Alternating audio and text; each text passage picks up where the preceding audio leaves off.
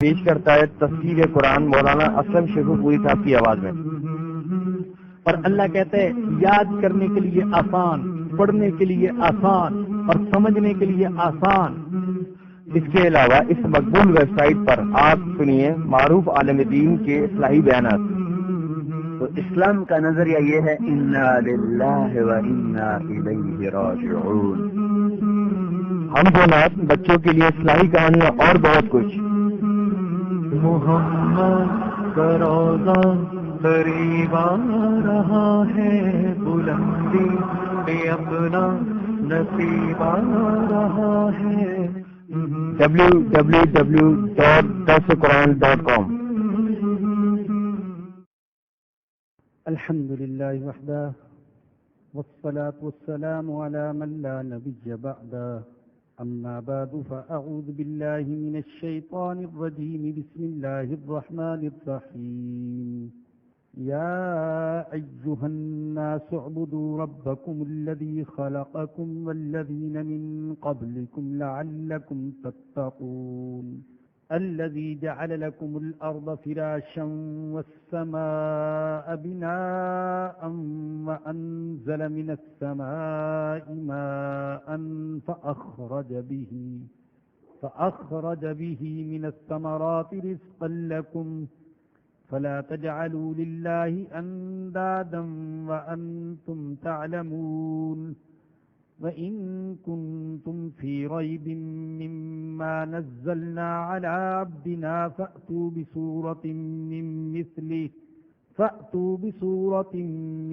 مِّثْلِهِ وَادْعُوا شُهَدَاءَكُم مِّن دُونِ اللَّهِ إِن كُنتُمْ صَادِقِينَ، فَإِن لَّمْ تَفْعَلُوا وَلَن تَفْعَلُوا فَاتَّقُوا النَّارَ الَّتِي وَقُودُهَا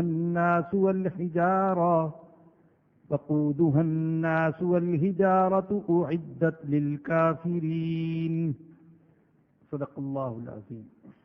اس سے قبل اللہ نے 3 گروہوں کا ذکر فرمایا، 4 آیات میں اہل ایمان کا ذکر اور الکتاب کا ذکر، 2 آیتوں میں اہل کفر کا ذکر اور 13 آیات میں منافقین کا ذکر۔ اور اب کی آیت نمبر 21 کا آغاز ہو رہا ہے، تو اللہ فرماتے ہیں یا ایہا الناس، اے لوگو عبادت کرو اپنے اس رب کی جس نے تم کو پیدا کیا اور ان لوگوں کو پیدا کیا جو تم سے پہلے تھے، لعلکم تتقون، امید ہے کہ تم متقی بن جاؤ گے۔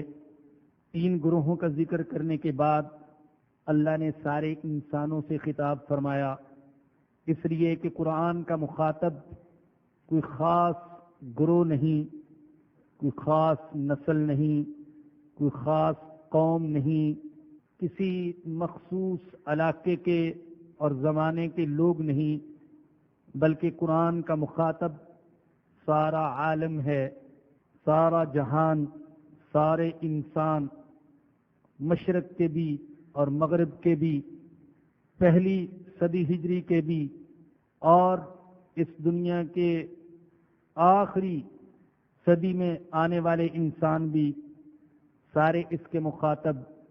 تو فرمایا کہ یا ایھا الناس، اے لوگو، اعبدوا ربکم الذی، عبادت کرو اپنے اس رب کی جس نے تم کو پیدا کیا۔ جب اللہ فرماتے ہیں کہ عبادت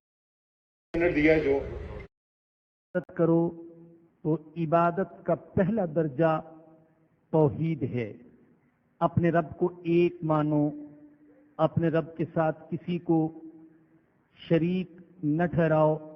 ویسے لغت کے اندر انتہا درجے کا خضوع اور انتہا درجے کی ذلت کے اظہار کو عبادت کہا جاتا ہے، اور انتہا درجے کا خضوع اور انتہائی درجے کی ذلت یہ سوائے اللہ کے اور کسی کے سامنے نہیں کی جا سکتی، اس لیے عبادت کا مستحق صرف اللہ۔ اور عبادت کا پہلا درجہ میں نے عرض کیا کہ توحید پر ایمان۔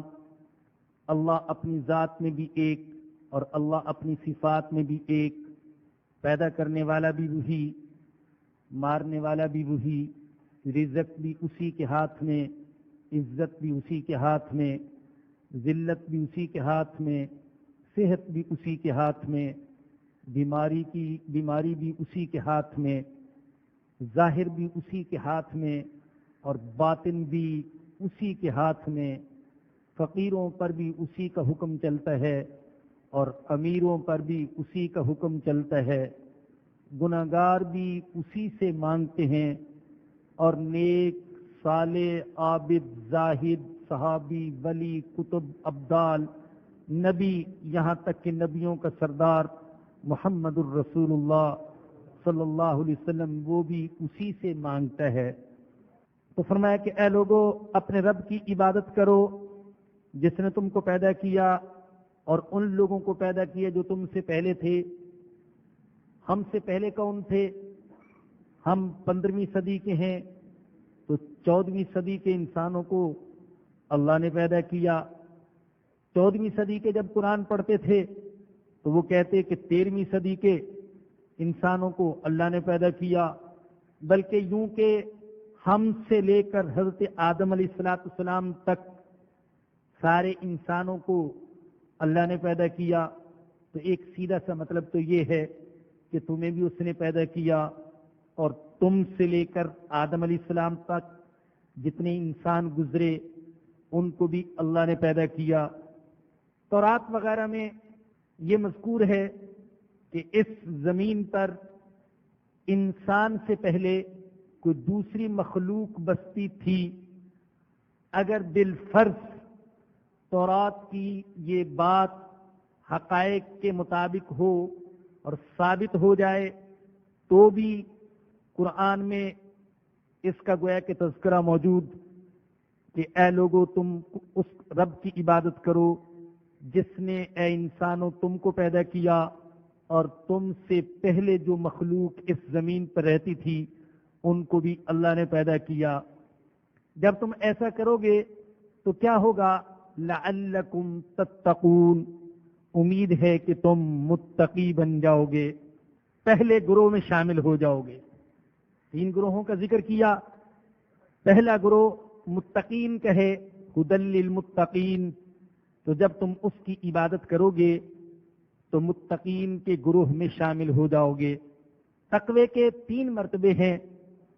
تقوی کا پہلا مرتبہ شرک سے بچنا، توحید پر ایمان لانا، اور تقوی کا دوسرا مرتبہ گناہوں سے بچنا، اللہ کی نافرمانی سے بچنا، اور تقوی کا تیسرا اور انتہائی مرتبہ یہ ہے کہ دل اور دماغ پر بس اللہ ہی اللہ چھا جائے، ہر وقت اس بات کا استحضار رہے کہ وہ سننے والا ہے، وہ دیکھنے والا ہے، وہ خبر رکھنے والا ہے، وہ جاننے والا ہے۔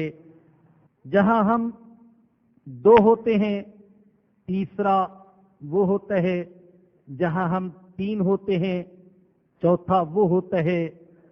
ألم تر أن الله يعلم ما في السماوات والأرض ما يكون من نجوى 3 إلا هو رابعهم ولا 5 إلا هو سادسهم ولا أدنى من ذلك ولا أكثر إلا هو معهم أينما كانوا۔ جہاں ہم ہوتے ہیں اللہ ہمارے ساتھ، تو اس بات کے یقین آ جائے، قلب اور دماغ پر یہ بات چھا جائے، اللہ مجھے دیکھ رہا ہے، اللہ میری ہر بات کو سنتا ہے، اللہ میرے ہر ارادے کو، ہر خیال کو، ہر منصوبے کو، ہر پروگرام کو جانتا ہے۔ تو یہ تقوی کا اعلیٰ ترین مرتبہ ہے۔ تو فرمایا کہ اگر تم عبادت کرو گے تو امید ہے، تمہیں امید رکھنی چاہیے۔ دیکھیے جو امید ہوتی ہے اس میں شک کا پہلو بھی ہوتا ہے، یقین اور چیز ہے، امید اور چیز ہے۔ میں ایک چیز کی امید رکھتا ہوں، اس کا مطلب یہ ہے ہو سکتا ہے وہ چیز مجھے حاصل ہو جائے، ہو سکتا ہے وہ چیز مجھے حاصل نہ ہو۔ امید کے اندر یقین نہیں ہوتا، شک کا تھوڑا سا پہلو اس میں ہوتا ہے تو اللہ کے ہاں تو ہر چیز یقینی ہی یقینی ہے، کوئی چیز شک والی نہیں. لہذا جب اللہ فرماتے ہیں لعلکم تتقون، تاکہ تم متقی بن جاؤ، تو مقصد یہ کہ اے انسانوں تم امید رکھو کہ تم متقی بن جاؤ گے. یہ امید انسانوں کے اعتبار سے ہے، اللہ کے اعتبار سے نہیں، اس لیے کہ اللہ کے ہاں تو جو کچھ ہے وہ یقین ہی یقین ہے، کوئی چیز شک والی وہاں نہیں ہے. الذی جعل لکم الارض فراشا، وہ اللہ، وہ رب جس نے تمہارے لیے زمین کو فرش بنایا. کہا جاتا ہے کہ زمین گول ہے اور زمین اپنے محور پر اور سورج کے چاروں طرف بڑی تیزی سے گھوم رہی ہے، لیکن اس گول زمین کو اور تیزی سے حرکت کرنے والی زمین کو اللہ نے ہمارے لیے فرش بنا دیا. اگر یہ گیس کی شکل میں ہوتی، اگر یہ مائع کی شکل میں ہوتی تو اس پر چلنا پھرنا، اٹھنا بیٹھنا، سڑکیں بنانا، مکان بنانا، زندگی گزارنا محال ہو جاتا. لیکن اللہ نے زمین کو فرش بنایا، ایسا فرش جس پر انسان بڑے سکون سے اور راحت سے اپنی ساری ضروریات پوری کرتا ہے، اور زمین پر عمارتیں اور پلازے کھڑے کرتا ہے اور اپنے منصوبوں کی تکمیل کرتا ہے. پھر اس فرش میں اللہ نے انسان کی زندگی کی ساری ضروریات مہیا فرما دی. پانی بھی ہے، ہوا بھی ہے، جن جن چیزوں کی زندگی گزارنے کے لیے ضرورت اللہ نے وہ چیزیں اس فرش پر انسان کے لیے مہیا فرمائی. تو وہ اللہ جس نے تمہاری زمین کو فرش بنایا، والسماء بناء، اور آسمان کو چھت بنایا. عربی زبان میں ہر وہ چیز جو نیچے ہے اس کو ارض کہتے ہیں، اور جو کچھ اوپر ہے اس کو سما کہتے ہیں. کل ما علاک فہو سما، تمہارے پاس اوپر جو کچھ ہے وہ آسمان ہے. اللہ نے آسمان کو چھت بنایا. اگر یہ آسمان کی چھت نہ ہوتی تو سورج اور دوسرے سیاروں سے آنے والی خوفناک قسم کی لہریں سب کچھ جلا کر رکھ دیتی. لیکن اللہ نے آسمان کو انسان کے لیے ایک محفوظ چھت بنا دیا کہ یہ زہریلی لہریں انسان کا کچھ نہیں بگاڑ سکتی. اور یہاں ایک اور پہلو پر بھی توجہ دیجیے گا. دنیا میں ایسی قومیں گزری، بڑی متمدن، بڑی بظاہر مہذب اور تعلیم یافتہ، جنہوں نے آسمان کو خدا مانا. کلدانیوں نے، رومیوں نے، ایرانیوں نے، یونانیوں نے آسمان کو خدا بنایا. لیکن اللہ کہتے ہیں نہیں، یہ زمین، یہ آسمان، یہ خدا نہیں، بلکہ خدا نے اے انسان ان کو تمہاری خدمت کے لیے پیدا کیا ہے. یاد رکھیں کہ سائنس کا دروازہ کھولنے والی کتاب یہ قرآن ہے. سائنس کیا ہے؟ موجودات پر تحقیقات، آسمان پر، زمین پر، پانی پر، آگ پر، ہوا پر، پتھروں پر، نباتات پر، یہ تحقیق کا نام سائنس ہے. انسان تو قرآن سے پہلے ان چیزوں سے ڈرتا تھا، سورج سے ڈرتا تھا، چاند سے ڈرتا تھا، آسمان سے ڈرتا تھا، ہر روبدار چیز سے ڈرتا تھا اور ہر فائدہ دینے والی چیز کو خدا سمجھتا تھا. لہذا ایسی چیزوں کو روندنے کا، ان کے اوپر چڑھنے کا، انہیں مسخر کرنے کا انسان تصور بھی نہیں کر سکتا تھا. یہ قرآن تھا جس نے انسان کے دل سے مخلوق کا خوف ختم کیا اور فرمایا کہ ان چیزوں کو اللہ نے تمہیں فائدہ پہنچانے کے لیے پیدا کیا ہے.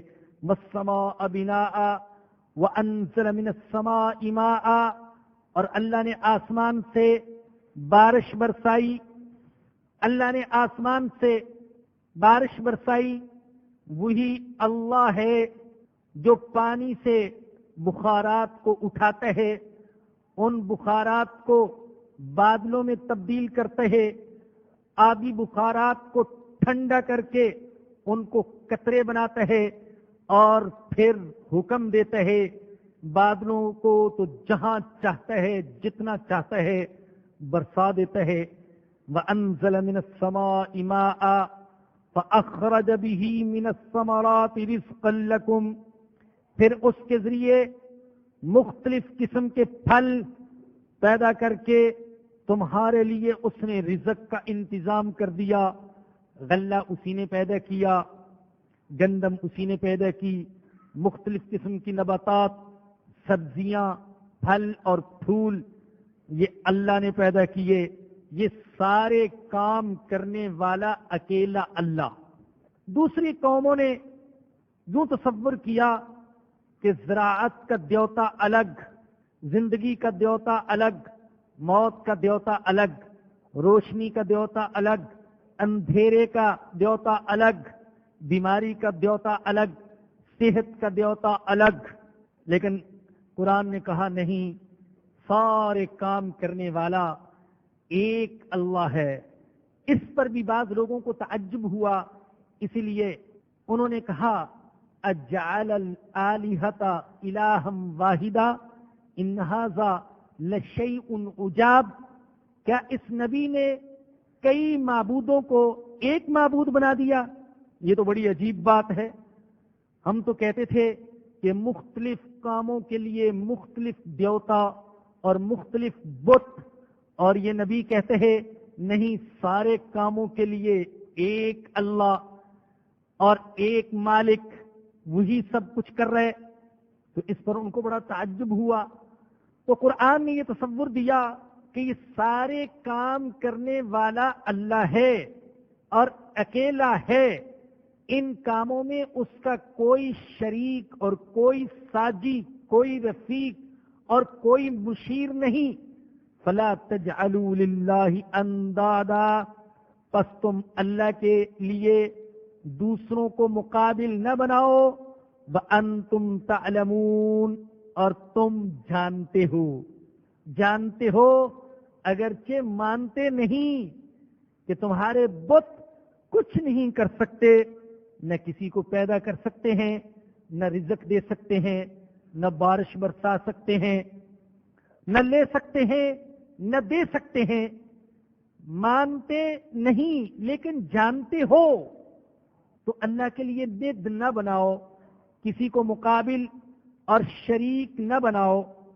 انداد ند کی جمع، عربی زبان میں مثل کو، مشابہ کو بھی ند کہتے ہیں اور مقابل کو بھی ند کہتے ہیں۔ تو فرمایا کہ اللہ کا کوئی مثل نہ بناؤ، کوئی شبیہ نہ بناؤ، کوئی مقابل نہ بناؤ۔ قرآن نے شرک کی تردید کی، لیکن بسا اوقات انسان شرک میں مبتلا ہو جاتا ہے۔ بہت کم لوگ ہیں جو کامل موحد ثابت ہوتے ہیں۔ خود اللہ نے فرمایا وما یؤمن اکثرهم باللہ الا وهم مشرکون، ان میں سے اکثر جو اللہ پر ایمان لاتے ہیں تو اس طرح ایمان لاتے ہیں کہ ساتھ ساتھ شرک بھی کرتے رہتے ہیں، ایمان بھی رکھتے ہیں اللہ پر اور شرک بھی کرتے ہیں۔ اور میں اپنا مشاہدہ اور تجربہ یہ بتاتا ہوں، اللہ نہ کرے کہ میں غلط کہہ رہا ہوں، لیکن میں نے بہت سے لوگوں کو دیکھے ہیں جو خالص موحد ہونے کے دعوے کرتے ہیں، لیکن پھر بھی کہیں نہ کہیں کسی نہ کسی انداز میں شرک کا ارتکاب کرتے ہیں۔ موحد وہ ہے جو عبادت کرے تو ایک اللہ کی، اطاعت کرے تو ایک اللہ کی، قیام ایک اللہ کے لیے، رکوع ایک اللہ کے لیے، سجدہ ایک اللہ کے لیے، غیر مشروط اطاعت اور محبت ایک اللہ کے لیے، امیدیں صرف ایک اللہ سے اور ڈر صرف ایک اللہ کا، دعائیں صرف ایک اللہ سے، اور تمنائیں اور آرزویں صرف ایک اللہ کے ساتھ قائم رکھے۔ اسی لیے حضرت عبداللہ بن عباس رضی اللہ عنہما فرماتے ہیں کہ شرک اتنا پوشیدہ ہے جیسے اندھیری رات میں سیاہ پتھر پر چونٹی چلتی ہے۔ یہ جو چونٹی کا چلنا ہے، کالی رات میں کالے پتھر پر کالی چونٹی، تو بس اوقات دیکھنے والے کو نظر ہی نہیں آئے گا، اور اس پر پتھر پر اس کے قدموں کا کوئی نشان بھی نہیں ہوگا، اور اس کے قدموں سے کوئی آواز بھی پیدا نہیں ہوگی۔ لیکن ہے یوں ہی بعض اوقات شرک بڑے مخفی انداز میں انسان کے دل میں اپنی جگہ بنا لیتا ہے۔ تو اللہ کہتے ہیں فَلَا تَجْعَلُوا لِلَّهِ أَنْدَادًا، اللہ کے لیے دوسروں کو مقابل اور شبیہ اور مثل نہ بناؤ، اور تم جانتے ہو وَإِن كُنتُمْ فِي رَيْبٍ مِّمَّا نَزَّلْنَا عَلَىٰ عَبْدِنَا، توحید کے بعد قرآن کی صداقت اور نبی کی صداقت کا بیان فرمایا کہ وَإِن كُنتُمْ فِي رَيْبٍ، اگر تم شک میں ہو اس کتاب کے بارے میں جو ہم نے اپنے بندے پر نازل کی، فَأْتُوا بِسُورَةٍ مِّن مِّثْلِهِ، تو لے آؤ ایک سورت جو اس کے ہم پلہ ہو، وَادْعُوا شُهَدَاءَكُم مِّن دُونِ اللَّهِ، اور بلا لو اپنے حمایتیوں کو اللہ کے سوا، ان کنتم صادقین، اگر تم سچے ہو۔ اگر تمہیں میرے نبی کی صداقت میں اور قرآن کی صداقت میں شک ہے تو پھر اس قرآن جیسی ایک سورت لے آؤ۔ اور یہ چیلنج ایک فرد کو نہیں بلکہ ساروں کو ہے، سارے منکروں کو۔ تم سارے شاعروں کو اکٹھا کر لو، ادیبوں کو، فصیحوں کو، بلیغوں کو، نثر نگاروں کو، اہل قلم کو، اہل زبان کو، اور پھر قرآن جیسی ایک سورت بنا کر دکھا دو، تو تمہارے دعوے کی سچائی کو تسلیم کر لیا جائے گا۔ یہ چیلنج قرآن نے دیا آج سے 1400 سال پہلے، لیکن یہ چیلنج آج بھی موجود ہے، اور یہ چیلنج قیامت تک ہے، اس لیے کہ قرآن نبی اکرم صلی اللہ علیہ وسلم کا سب سے بڑا معجزہ ہے۔ یوں تو اللہ نے حضور اکرم صلی اللہ علیہ وسلم کو مختلف قسم کے حسی اور مادی معجزات بھی عطا فرمائے۔ معراج کا سفر یہ آپ کا ایک معجزہ ہے۔ درختوں نے آپ کو سلام کیا، پتھروں نے سلام کیا، یہ آپ کا معجزہ۔ آپ نے خشک چشمے میں اپنی انگلیاں ڈبو دیں تو پانی کے چشمے جاری ہو گئے، یہ آپ کا معجزہ۔ بعض اوقات بیماروں کو آپ کے ہاتھ پھیرنے سے شفا مل گئی، یہ آپ کا معجزہ۔ غزوہ خیبر کے موقع پر حضرت علی رضی اللہ تعالی عنہ آشوب چشم کی بیماری میں مبتلا، حضور نے اپنا لعاب دہن ڈالا تو آنکھیں ایسی ہو گئیں گویا کہ دکھی ہی نہیں تھی، یہ حضور کا معجزہ۔ غزوہ خندق کے موقع پر جب نبی اکرم صلی اللہ علیہ وسلم نے بھوک کی وجہ سے اپنے پیٹ پر پتھر باندھ رکھے تھے، حضرت جابر کی اہلیہ نے بکری کا بچہ ذبح کیا، تھوڑے سے جو تھے پیس لیے، چند روٹیاں بنا لی، اور اپنے شوہر سے کہا جاؤ حضور اکرم صلی اللہ علیہ وسلم کو بلا کر لے آؤ، اور تاکید کی کہ دیکھو حضور کے کان میں کہنا کہ یا رسول اللہ تھوڑا سا کھانے کا انتظام ہے، آپ تشریف لے آئیے، قربان جاؤں میں اپنے آقا کی محبت پر، وفا پر، ایثار پر، احسان پر، اخلاق پر۔ حضور یہ کیسے گوارا کر لیتے کہ میرے صحابہ بھوکے ہوں اور میں اکیلا جا کر پیٹ بھر لوں؟ حضور نے اعلان فرما دیا، اے میرے صحابہ، جابر نے دعوت کی ہے، چلو سارے کے سارے کھانے کے لیے۔ اب دعوت چند افراد کی اور آ رہے لشکر. حضرت جابر کی اہلیہ نے دیکھا تو سر پیٹ لیا اور اپنے شوہر کو ملامت کرنا شروع کر دی. میں نے کہا تھا کان میں کہنا اور حضور کو بلانا اور چند ساتھیوں کو، تم نے اتنے بڑے لشکر کو بلا لیا. فرمانے لگے کہ میں نے نہیں بلایا، حضور نے دعوت دی ہے. جب حضور خود میزبان ہیں تو اب حضور جانے. نبی اکرم صلی اللہ علیہ وسلم تشریف لائے. آپ نے فرما دیا ہنڈیا کو نہ اتارا جائے جب تک میں نہ آ جاؤں، اور روٹیوں کو اس وقت تک تقسیم نہ کیا جائے جب تک کہ میں تقسیم نہ کروں. آپ نے سنا ہوگا اسی خندق کے موقع پر بعض صحابہ نے عرض کیا تھا یا رسول اللہ بھوک کی وجہ سے بہت بری حالت ہو گئی، کمر سیدھی نہیں ہوتی اور کام بڑا مشکل، سردیوں کے دن اور پتھریلی زمین کی کھدائی، کمر سیدھی کرنے کے لیے یا رسول اللہ ہم نے پیٹ پر پتھر باندھ رکھے ہیں. کہا جاتا ہے اللہ کے نبی نے فرمایا اگر تم بھوکے ہو تو سیر ہو کر میں نے بھی نہیں کھایا، تم نے ایک پتھر باندھ رکھا، میں نے 2 پتھر باندھ رکھے ہیں. بھوک کا یہ عالم، لیکن اس کے باوجود ایسا نہیں ہوا کہ حضور دسترخوان پر بیٹھے ہوں. حضور تو ہنڈیا پر بیٹھ گئے تقسیم کرنے کے لیے کہ پہلے تم کھاؤ پھر میں کھاؤں گا. چنانچہ رسول اللہ صلی اللہ علیہ وسلم نے سالن اور روٹی تقسیم کرنی شروع کر دی. حضرت جابر فرماتے ہیں سارے صحابہ نے کھا لیا اور ہم نے کھانا دیکھا تو مجھے تو یوں لگ رہا تھا جیسے پہلے سے بھی زیادہ ہے. اور آخر میں حضور نے کھایا تو کھانے میں یہ برکت پیدا ہو گئی. یہ نبی اکرم صلی اللہ علیہ وسلم کا معجزہ.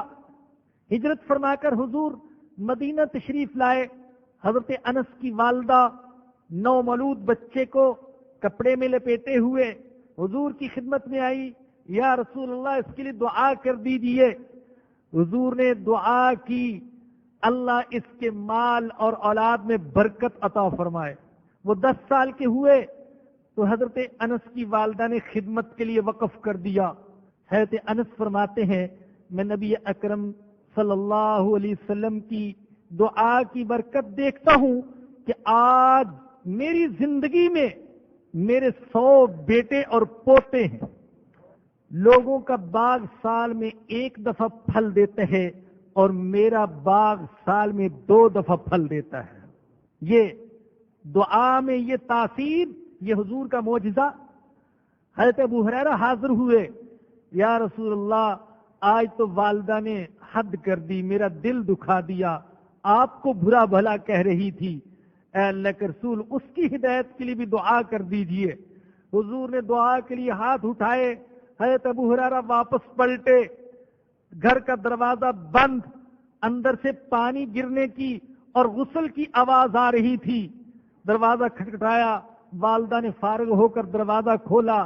کہا ابو ہریرہ جسم تو پاک کر چکی ہوں، اب دل کی پاکی کے لیے اپنے نبی کے پاس لے چلو.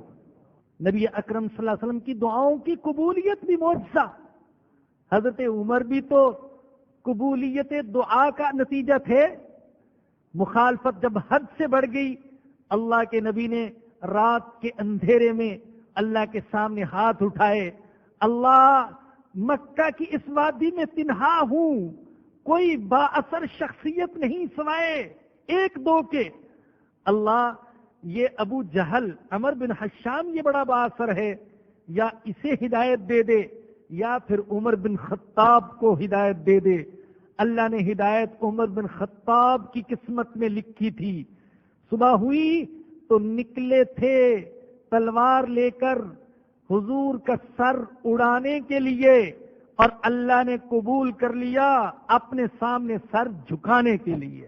تو حضور کی دعائیں بھی معجزات بہت سارے، لیکن نبی اکرم صلی اللہ علیہ وسلم کا سب سے بڑا معجزہ قرآن. اور اس میں شک نہیں اللہ نے دوسرے انبیاء کو بھی معجزات عطا کیے.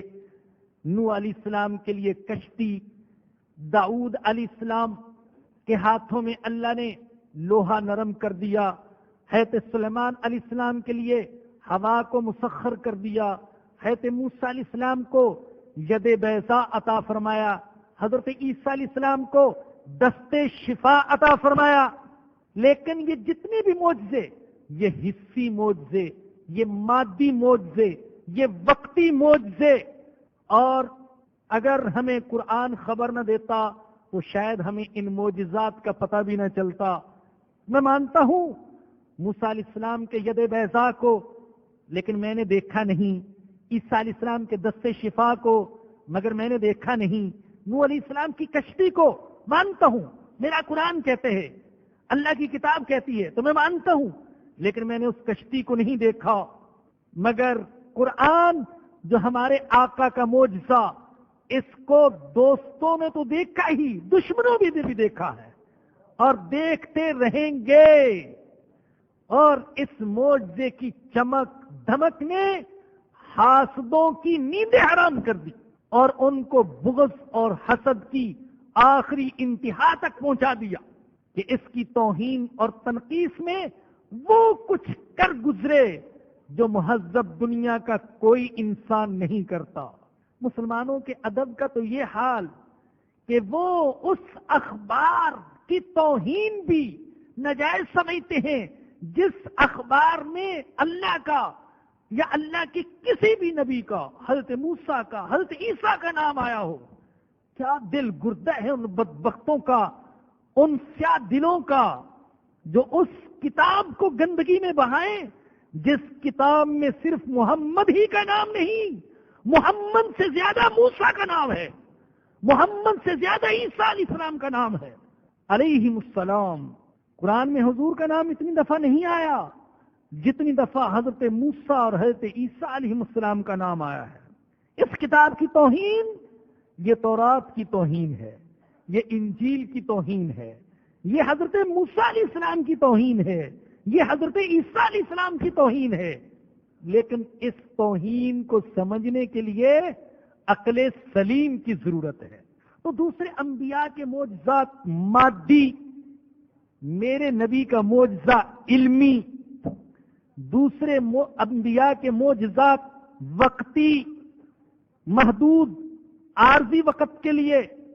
میرے نبی کا معجزہ دائمی، جب تک دنیا میں انسان باقی نبی کا معجزہ بھی باقی. اس لیے کہ پہلے نبیوں کی نبوتیں مخصوص علاقے کے لیے، زمانے کے لیے، انسانوں کے لیے، قوم کے لیے. میرے نبی کی نبوت قیامت تک کے انسانوں کے لیے اور سارے جہانوں کے لیے اور سارے مکانوں کے لیے اور سارے زمانوں کے لیے. لہذا میرے نبی کا معجزہ بھی ہمیشہ کے لیے. یہ قرآن جو معجزہ ہے، کس اعتبار سے معجزہ؟ اس کے معجزہ ہونے کے کئی پہلو ہیں. یہ فصاحت و بلاغت کے اعتبار سے بھی معجزہ. عربوں کو اپنی فصاحت و بلاغت پر بڑا ناز تھا. وہ ساری دنیا کو عجم کہتے تھے، یعنی گونگے.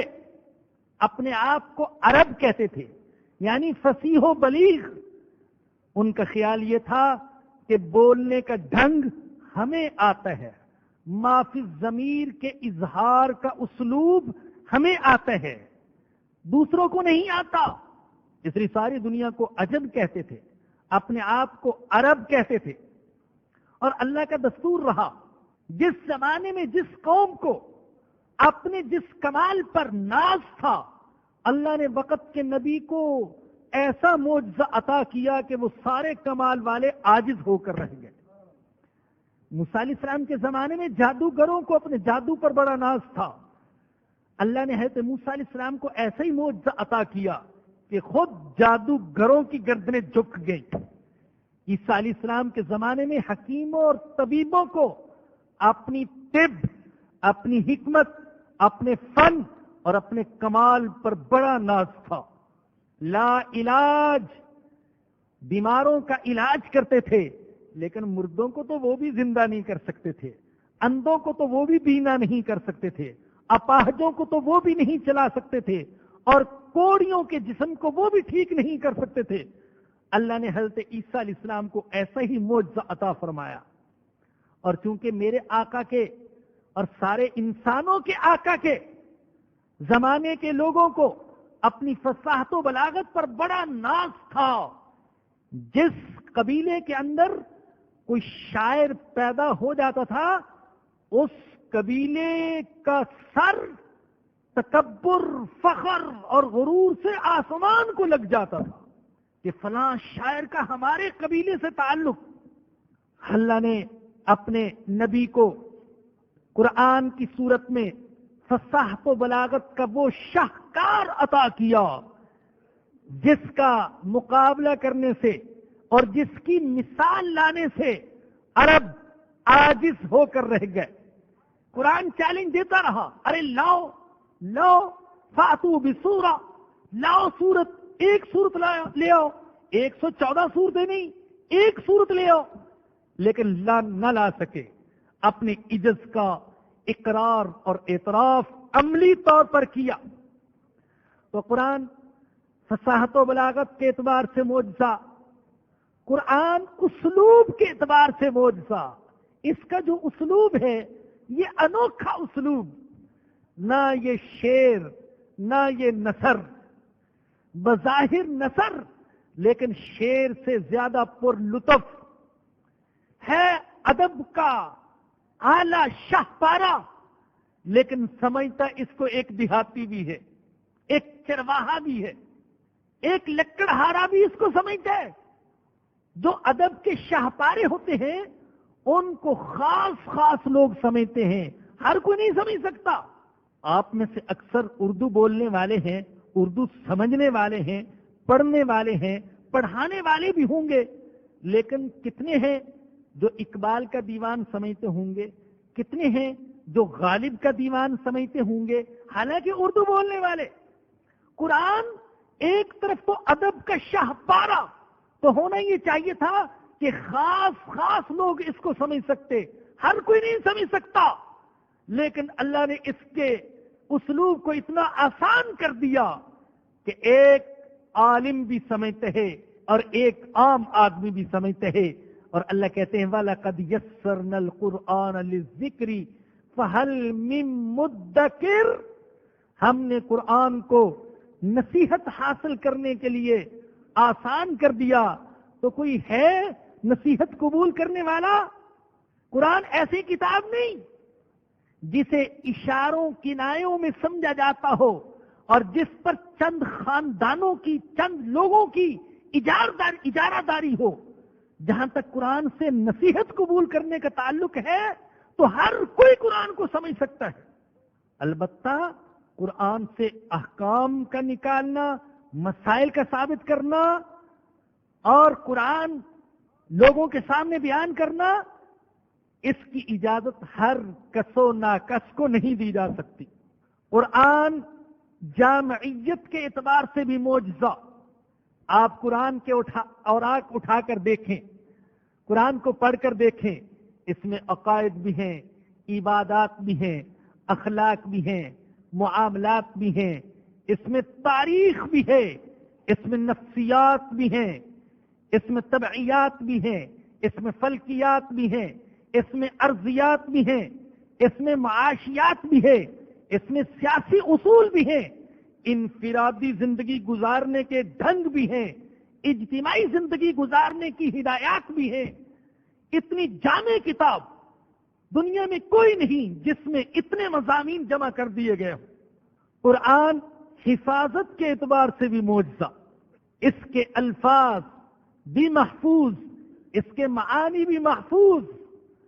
ارے کتنے فخر کی بات ہے اور کتنا اللہ کا شکر ادا کرنے کی بات ہے کہ میں اور آپ جو قرآن پڑھ رہے ہیں یہ وہی قرآن ہے جو جبرائیل امین نے محمد الرسول اللہ کے سینے پر اتارا، اور وہی قرآن ہے جو میرے آقا کی زبان سے ادا ہوا.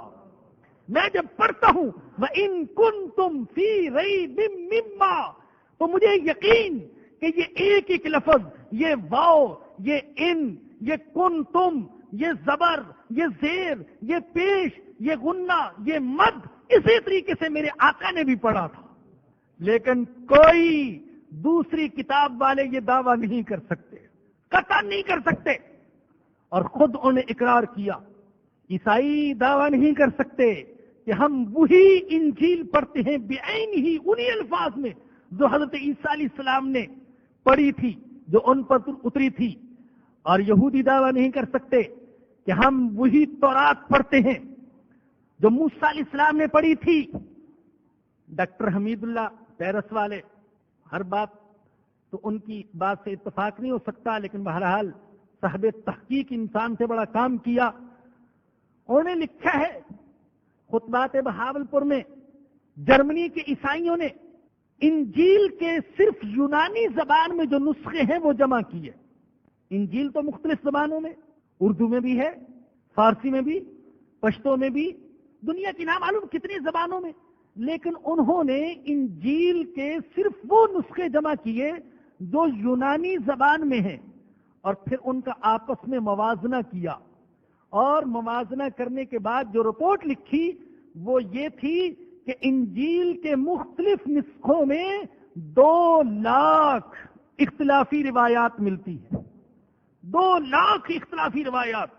پھر ان کو خیال ہوا کہ قرآن کا بھی اسی طریقے سے موازنہ کریں اور قرآن پر بھی اسی طریقے سے تحقیق کریں. تو انہوں نے پوری دنیا سے قرآن کریم کے تقریباً 42,000 نسخے جمع کیے. ایک نسخہ پاکستان کے دور دراز علاقے کا، دوسرا افریقہ کے دور دراز علاقے کا، پھر ہندوستان، جو مختلف کمپنیوں کے، مختلف علاقوں کے، مختلف ملکوں کے اور مختلف ادوار کے نسخے وہ جمع کیے. اور ان کی 3 نسلوں نے ان نسخوں پر تحقیق کی اور آپس میں ان کا موازنہ کیا. ان کی جو اجمالی رپورٹ شائع ہوئی اس میں یہ تھا کہ قرآن میں کتابت کی، کاتب کی تو کوئی غلطی ملتی ہے، لیکن روایت کا اختلاف ایک بھی نہیں ملتا. میں نے یہ جو کہا نا اجمالی رپورٹ شائع ہوئی، اجمالی اس لیے کہہ رہا ہوں کہ تفصیلی رپورٹ شائع نہ ہو سکی. ڈاکٹر صاحب نے لکھا اپنی کتاب میں کہ تفصیلی رپورٹ شائع ہونے سے پہلے اس عمارت پر بم گرا اور وہ عمارت تباہ ہوگی جنگ کے اندر. لیکن میرا دل تو کہتا ہے اللہ کو جلال آ گیا، ارے میرے قرآن کا موازنہ کرتے ہو کہ اس میں بھی کوئی اختلاف ہو سکتا ہے. تو وہ عمارت تباہ ہوگی جہاں پر یہ کام ہو رہا تھا. تو قرآن حفاظت کے اعتبار سے بھی معجزہ، قرآن یاد کرنے کے اعتبار سے بھی معجزہ. دنیا کی کوئی کتاب یاد کرنا اتنا آسان نہیں جتنا آسان قرآن ہے. جو اشعار سے شغف رکھتے ہیں، جو ادب سے شغف رکھتے ہیں، میں ان سے پوچھتا ہوں کسی کو شاعری کا کوئی ایک دیوان یاد ہو؟ نہیں. اور پھر اس ترتیب سے یاد ہو جیسے وہ دیوان ہے. اور تورات والوں کو تورات سے محبت، انجیل والوں کو انجیل سے محبت، اور پارسیوں کو اپنی کتاب اوسطا سے محبت، اور سکھوں کو گرنتھ صاحب سے محبت، اور ہندوؤں کو اپنے ویدوں سے محبت. لیکن آپ کو نہ تورات کا حافظ ملے گا پوری دنیا میں، نہ انجیل کا، نہ اوسطا کا، اور نہ گرنتھ صاحب کا، اور نہ ویدوں کا. لیکن قرآن کریم کا حافظ آپ کو دنیا کے ہر کوشے میں مل جائے گا. چھوٹا سا بچہ، 6 سالہ بچہ اپنی مادری زبان کا چھوٹا سا قاعدہ نہیں پڑھ سکتا، لیکن قرآن اس کے سینے میں اللہ نے محفوظ کر دیا.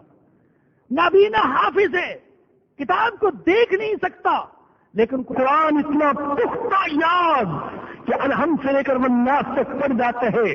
حضرت قاری فتح محمد صاحب، اللہ ان کی قبر پر کروڑوں رحمتیں نازل فرمائے، مادر زاد نابینا اور پورا قرآن پڑھ جاتی ہے اور ایک غلطی نہیں آتی. قرآن یاد کرنے کے اعتبار سے بھی معجزہ، قرآن پیشن گوئیوں کے اعتبار سے بھی معجزہ. قرآن نے جو پیشن گوئیاں کی وہ پوری ہوئی، اور ان حالات میں کی جو حالات موافق نہیں تھے، مخالف تھے.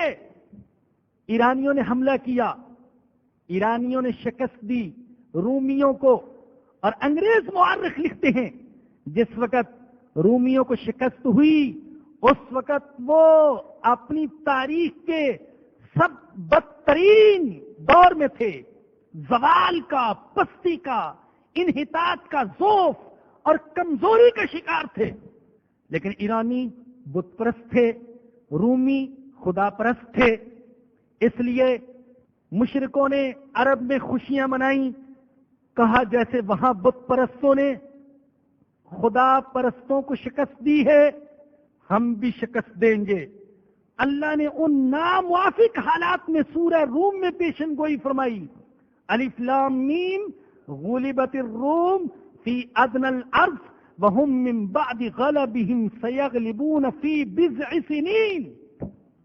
ہاں رومی مغلوب ہو گئے تمہارے قریب کی زمین میں، لیکن میں اللہ پیشن گوئی کر رہا ہوں کہ چند سالوں کے اندر رومی دوبارہ غالب آئیں گے۔ کسی کو اس پیشن گوئی کی سچائی پر یقین نہ تھا کہ کیسے پوری ہوگی، لیکن لوگوں نے دیکھا کہ دیکھتے ہی دیکھتے رومیوں کی حالت بدلی اور وہ اٹھے اور انہوں نے ایرانیوں کو شکست دی۔ حدیبیہ میں کیسی صلح ہوئی تھی آپ سن چکے تفصیل کے ساتھ۔ بظاہر مسلمانوں نے مشرکوں کی ہر شرط مان لی، لیکن اللہ نے کہا انا فتحنا لک فتحا مبینا، ہم نے آپ کو فتح مبین عطا کر دی ہے۔ آپ کہیں گے کہ یہ تو ماضی کی باتیں سنا رہا ہوں، میں حال کی بات سناتا ہوں، حال کی بات کہ قرآن کی پیشن گوئی پوری ہوتی ہے۔ اللہ نے سورہ نحل میں ذکر فرمایا کہ میں نے تمہارے لیے بار برداری کے لیے اور سواری کے لیے گھوڑے پیدا کیے، خچر پیدا کیے، گدھے پیدا کیے، والخیلا والبغالا والبغالا والحمیرا لترکبوہا وزینا، میں نے یہ پیدا کیے۔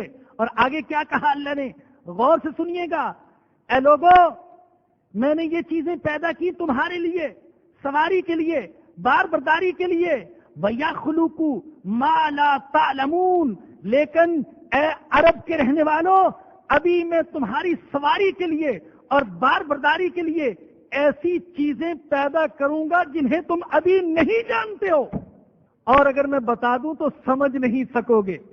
اگر اللہ بتا دیتا میں تمہارے لیے ہوائی جہاز پیدا کروں گا، میں تمہارے لیے ریل گاڑیاں پیدا کروں گا، کسی کی سمجھ میں نہیں آتا۔ آج قرآن اٹھا کر دیکھ لیجئے، اللہ کہہ رہے وَيَخْلُقُ مَا لَا تَعْلَمُونَ، اللہ پیدا کرے گا ایسی چیزیں جو تم نہیں جانتے۔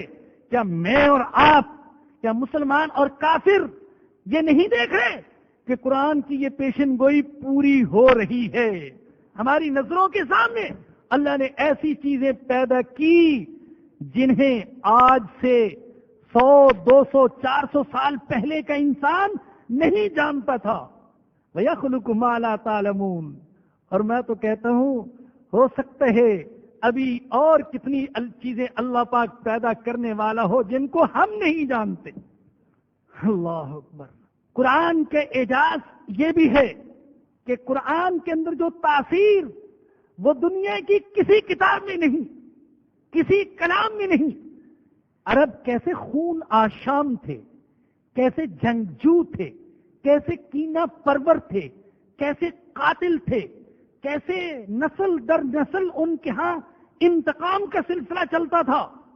کوئی سوچ سکتا تھا کہ یہ ایسے ہو جائیں گے کہ 3 پیاسے پڑے ہوئے اور پانی کا 1 پیالہ، لیکن تینوں نے جان دینا تو گوارا کر لیا لیکن پانی پینا گوارا نہیں کیا۔ اس کے پاس لے گئے، اس نے کہا میرے اس بھائی کو پلاؤ، میری خیر ہے۔ اس کے پاس لے گئے، اس نے کہا یہ تیسرا زخمی تڑپ رہا ہے، اس کو پلاؤ۔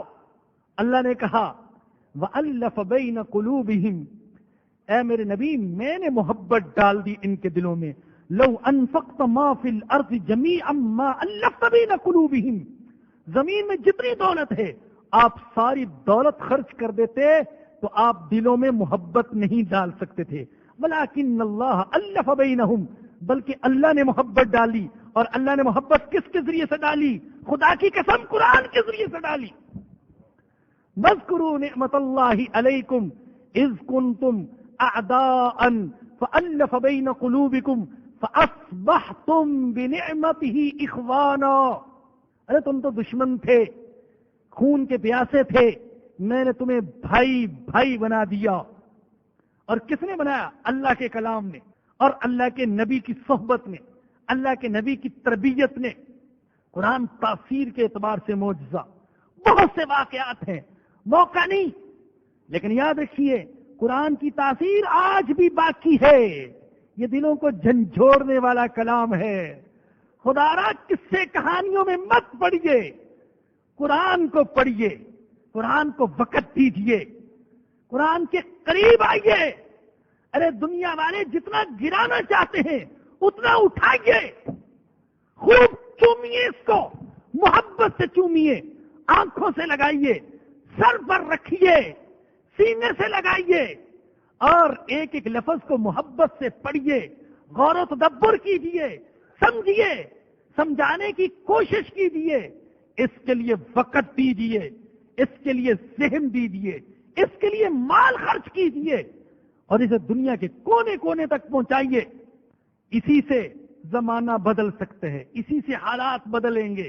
یہ معجزہ ہے، اور یہ معجزہ ہی نہیں، معجزہ گر بھی ہے۔ کیا کہا میں نے؟ یہ معجزہ ہی نہیں، معجزہ گر بھی ہے۔ معجزہ گر ہونے کا کیا مطلب؟ جو پوری طرح قرآن میں فنا ہو جاتے ہیں اس کے اندر بھی اعجازی شان پیدا ہو جاتی ہے۔ سب سے زیادہ قرآن نے فنا کیا میرے آقا نے اپنے آپ کو، اور ایسے بن گئے کہ قرآن سمجھنے کے لیے حضور کو سمجھنا ضروری، اور حضور کو سمجھنے کے لیے قرآن کو سمجھنا ضروری۔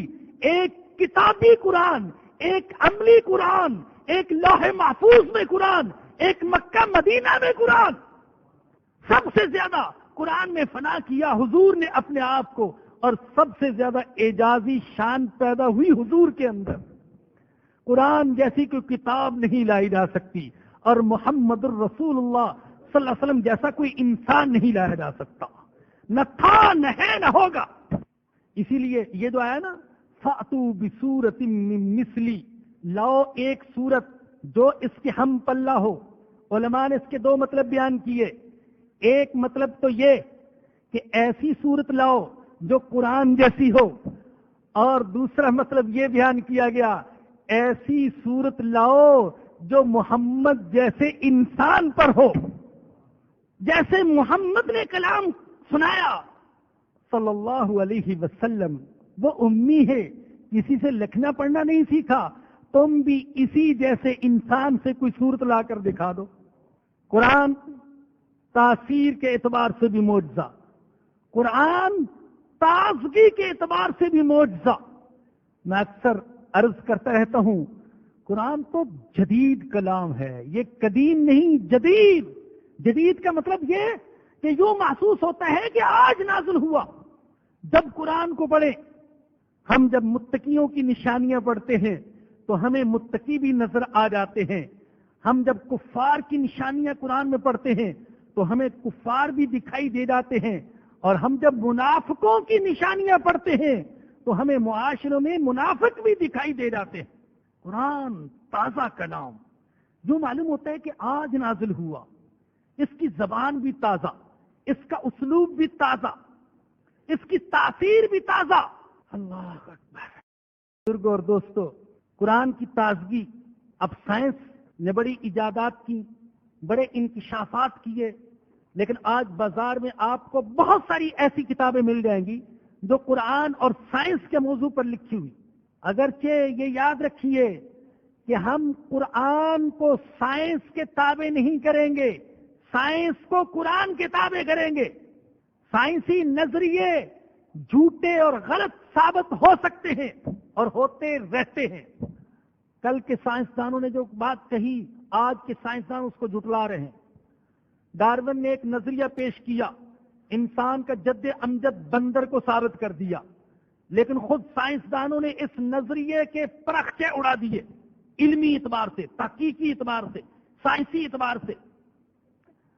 لیکن قرآن ایسی کتاب کہ جو صحیح تحقیقات اور سائنسی نظریات ہیں وہ قرآن سے ٹکراتے نہیں ہیں، قرآن کی تائید کرتے ہیں۔